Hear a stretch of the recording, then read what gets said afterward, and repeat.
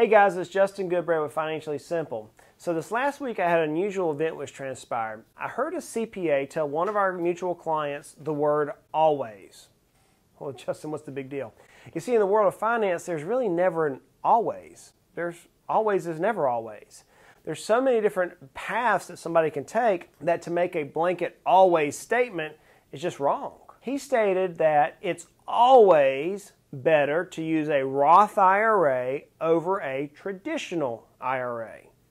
Now, for some, that sounds good, but as with many things, the devil is in the details, and it's not always the best case. So we're going to talk about a few situations where you should not use a Roth IRA. I'm going to link to a blog post in the show notes below that deal with Roth IRAs in its entirety, all the details. So for a Roth IRA, if we're under the age of 50, we can contribute $5,500 this year. If you're over the age of 50, you can contribute $6,500 this year. When we put the money into the Roth IRA, as long as we apply by the rules, the growth on our deposit will be tax-free. If I place $1,000 into the Roth IRA and it grows to $2,000, and I use the money for qualified distribution purposes, that full $2,000 is tax-free. I never pay taxes on the gains. Now, contrast with that with a traditional IRA. If I put $1,000 into the traditional IRA, I receive a tax deduction. I didn't get that on the Roth.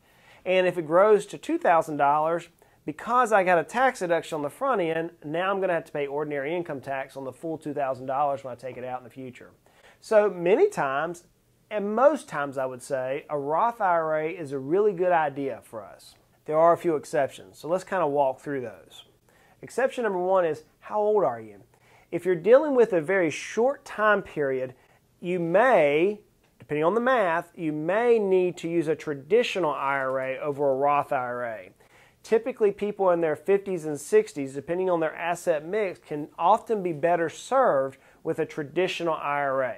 Number two, and few people ever realize this, rate of return matters. The more aggressive you are in your investing and you're trying to achieve that 9, 10, 11, 12, whatever the percent return is you're trying to achieve, a Roth IRA is traditionally better for you. However, if you're a more conservative investor and you do the math in that 5, 6, 7% range, a traditional IRA will yield you better results. Perhaps, though, the third point here is the most important to remember.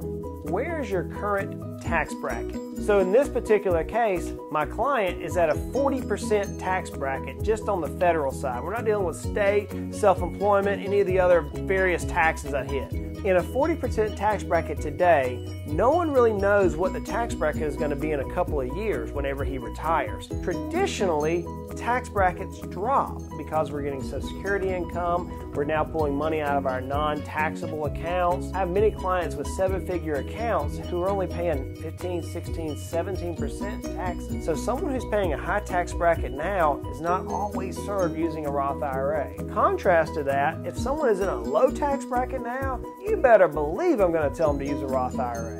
Every time, hands down. So those are three examples of when a Roth IRA might not be the best thing long term for you. So this is Justin Goodbread with Financially Simple. Let's at least make your life financially simple.